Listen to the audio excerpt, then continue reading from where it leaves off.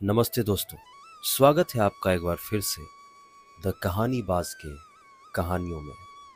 हमारी आज की कहानी का नाम है कंकाल और आज ये 5वां एपिसोड होने जा रहा है।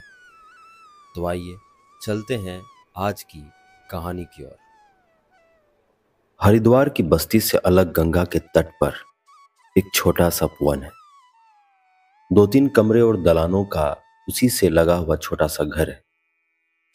दलान में बैठी हुई तारा मांग सवार रही है, अपनी दुबली पतली लंबी काया की छाया प्रभात के कोमल अपात में डालती हुई तारा एक कुलवधू के समान दिखाई पड़ती है।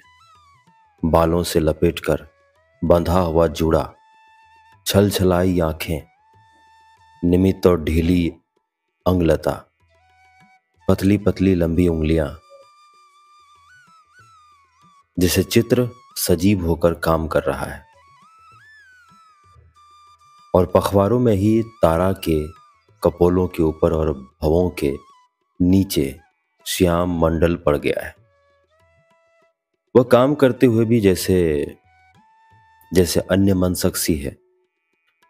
अन्य मनसक रहना ही उसकी स्वाभाविकता है।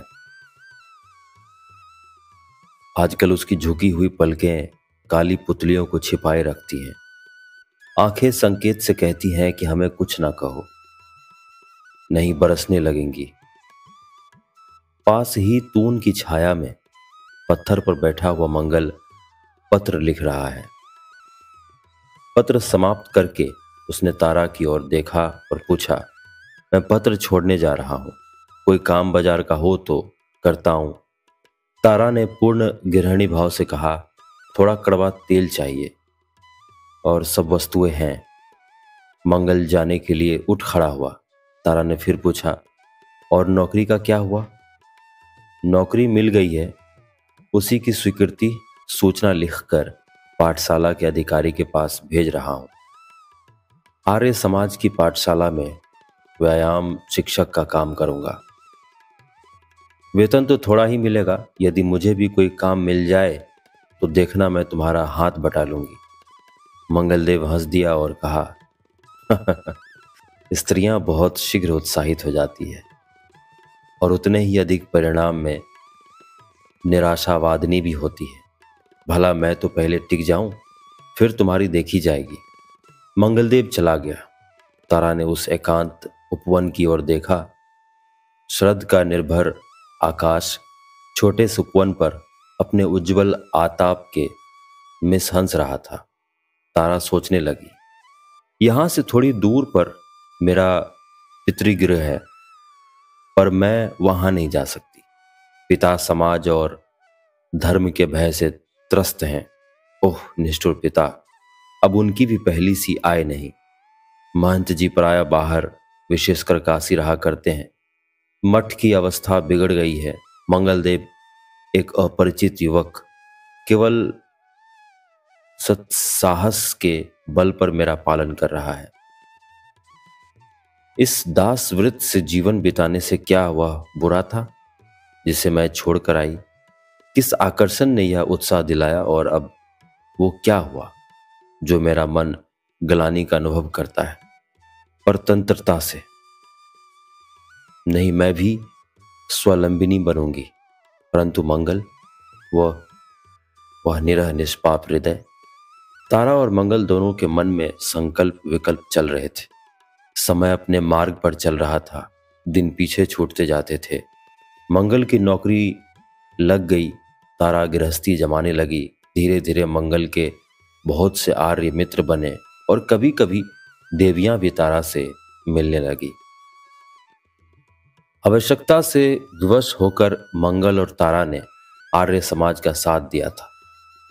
मंगल स्वतंत्र विचार का युवक था। उसके धर्म संबंधी विचार निराले थे, परंतु बाहर से वह पूर्ण आर्य समाजी था। तारा की सामाजिकता बनाने के लिए उसे दूसरा मार्ग न था। एक दिन कई मित्रों के अनुरोध से उसने अपने यहाँ प्रीति भोज दिया। श्रीमती प्रकाश देवी, सुभद्रा, अंबालिका, पिलोमी आदि नामांकित कई देवियां, अभिमन्यु, वेद स्वरूप, ज्ञानदत्त और वरुण प्रिय, भीष्मवर्त आदि कई आर्य सभ्य एकत्रित हुए। वृक्ष के नीचे कुर्सियां पड़ी थी, सब बैठे थे, बातचीत हो रही थी। तारा अतिथियों के स्वागत में लगी थी। भोजन बनकर प्रस्तुत था। ज्ञानदत्त ने कहा, ब्रह्मचारी जी नहीं आए? अरुण ने कहा, आते ही होंगे। वेद ने कहा, तब तक हम लोग संध्या कर लें। इंद्र ने कहा, यह प्रस्ताव ठीक है, परंतु लीजिए, वो ब्रह्मचारी जी आ रहे हैं। एक घुटनों से नीचा लंबा कुर्ता डाले, लंबे बाल और छोटी दाढ़ी वाले गौरवपूर्ण युवक को देखते ही नमस्ते की धूम मच गई। ब्रह्मचारी जी बैठे। मंगलदेव का परिचय देते हुए वेद स्वरूप ने कहा, आपका ही शुभ नाम मंगलदेव है? उन्होंने ही इन देवी का यवनों के चंगल से उद्धार किया है। तारा ने नमस्ते किया। ब्रह्मचारी ने पहले हंसकर कहा, सो तो होना चाहिए, ऐसे ही नवयुवकों से भारतवर्ष को आशा है। इस सत्य साहस के लिए मैं धन्यवाद देता हूं। आप समाज में कब से प्रविष्ट हुए हैं? अभी तो मैं सभ्यों में नहीं हूं, मंगल ने कहा, बहुत शीघ्र हो जाइए। बिना भित्ति के कोई घर नहीं टिकता और बिना नींव के कोई भित्ति नहीं। उसी प्रकार सद्विचार के बिना मनुष्य की स्थिति नहीं और धर्म संस्कारों के बिना सद्विचार टिकाऊ नहीं होते। उसके संबंध में मैं विशेष रूप से फिर कहूंगा। आइए हम लोग संध्या वंदन कर लें। संध्या और प्रार्थना के समय मंगलदेव केवल चुपचाप बैठा रहा। थालियां परसी गईं। भोजन करने के लिए लोग आसन पर बैठे।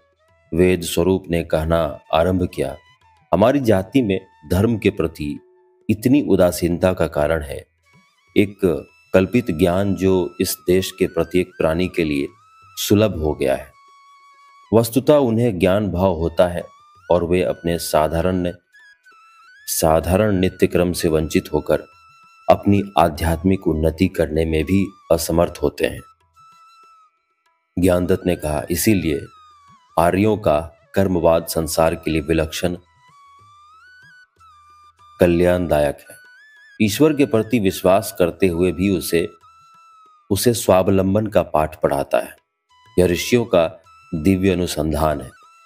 ब्रह्मचारी ने कहा, तो अब क्या विलंब है, बातें भी चला करेंगी। मंगलदेव ने कहा, हाँ हाँ, आरंभ कीजिए। ब्रह्मचारी ने गंभीर स्वर से कहा, प्राणवाद किया और दत्त अन्न का युद्ध प्रारंभ हुआ। मंगलदेव ने कहा, परंतु संसार के अभाव आवश्यकताओं को देखकर यह कहना पड़ता है कि कर्मवाद का सृजन करके हिंदू जाति ने अपने लिए असंतोष और दौड़ धूप, आशा और संकल्प का फंदा बना लिया है। कदापि नहीं, ऐसा समझना भ्रम है महाशय जी। मनुष्यों को पाप पुण्य की सीमा में रखने के लिए इससे बढ़कर कोई उपाय जगत को नहीं मिला।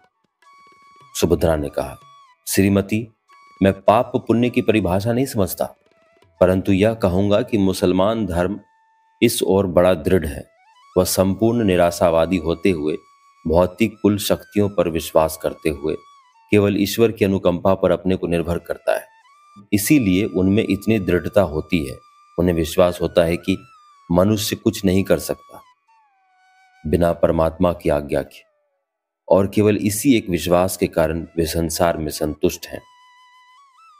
प्रश्ने वाले ने कहा, मूंग का हलवा ले आऊं? खीर में तो अभी विलंब है।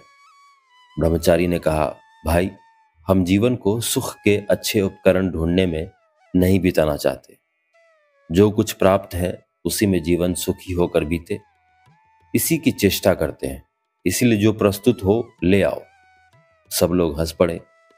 फिर ब्रह्मचारी ने कहा, महाशय जी, आपने एक बड़े धर्म की बात कही है, मैं उसका निराकरण कर देना चाहता हूं। मुसलमान धर्म निराशावादी होते हुए भी क्यों इतना उन्नतशील है? इसका कारण तो आपने स्वयं कहा है कि ईश्वर में विश्वास, परंतु इसके साथ उनकी सफलता का एक और भी रहस्य है। वो है उनकी नित्य क्रिया की नियमबद्धता। क्योंकि नियमित रूप से परमात्मा की कृपा का लाभ उठाने के लिए प्रार्थना करनी आवश्यक है। मानव स्वभाव दुर्बलताओं का संकलन मानव स्वभाव दुर्बलताओं का संकलन है। सत्कर्म विशेष होने पाते नहीं, क्योंकि नित्य क्रियाओं द्वारा उनका अभ्यास नहीं। दूसरी ओर ज्ञान की कमी से ईश्वर निष्ठा भी नहीं। इसी अवस्था को देखते हुए ऋषि ने यह सुगम आर्य पथ बनाया है। प्रार्थना नियमित रूप से करना, ईश्वर में विश्वास करना, यही तो आर्य समाज का संदेश है। यह स्वावलंबपूर्ण है। यह दृढ़ विश्वास दिलाता है कि हम सत्कर्म करेंगे तो परमात्मा की कृपा अवश्य होगी। सब लोगों ने उनका धन्यवाद किया। ब्रह्मचारी ने हंसकर सबका स्वागत किया। अब एक क्षण भर के लिए विवाद स्थगित हो गया और भोजन में सब लोग दत्तचित्त हुए। कुछ भी परसने के लिए पूछा जाता तो वे हूं कहते। कभी कभी ना लेने के लिए भी उसी का प्रयोग होता। परसने वाला घबरा जाता और भ्रम से उनकी थाली में कुछ न कुछ डाल देता, परंतु वो सब यथास्थान पहुंच जाता। भोजन समाप्त करके सब लोग यथास्थान बैठे। तारा सभी देवियों के साथ हिलमिल गई। चांदनी निकल आई थी। समय सुंदर था। ब्रह्मचारी ने प्रसंग छेड़ते हुए कहा, मंगलदेव जी, आपने एक आर्य बालिका का यवनों से उद्धार करके बहुत पुण्य कर्म किया है। इसके लिए आपको हम सब लोग बधाई देते हैं। वेद स्वरूप और उस उत्तम प्रतिभोज के लिए धन्यवाद। विदुषी सुभद्रा ने कहा, परमात्मा की कृपा से तारा देवी के शुभ परिग्रहण के अवसर पर हम लोग फिर इसी प्रकार सम्मिलित हों।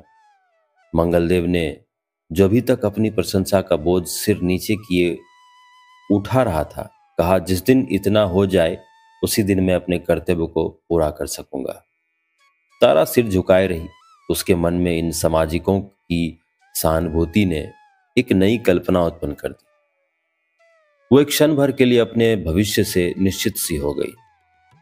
उपवन के बाहर तक तारा और मंगलदेव ने अतिथियों को पहुंचाया। ये लोग विदा हो गए। मंगलदेव अपनी कोठरी में चला गया और तारा अपने कमरे में जाकर पलंग पर लेट गई। उसने एक बार आकाश के सुकुमार शिशु को देखा। छोटे से चंद्र की हल्की चांदनी में वृक्षों की परछाई उसकी कल्पनाओं को रंजित करने लगी। वो अपने उपवन का मूक दृश्य खुली आंखों से देखने लगी। पलकों में नींद न थी, मन में चैन न था। न जाने क्यों उसके हृदय में धड़कन बढ़ रही थी। रजनी के नीरव संसार में वो उसे साफ सुन रही थी। जगते जगते रात दोपहर से अधिक चली गई। पलकों में नींद न थी, मन में चैन न था। न जाने क्यों उसके हृदय में धड़कन बढ़ रही थी। रजनी के नीरव संसार में वो उसे साफ सुन रही थी। जगते जगते रात दोपहर से अधिक चली गई।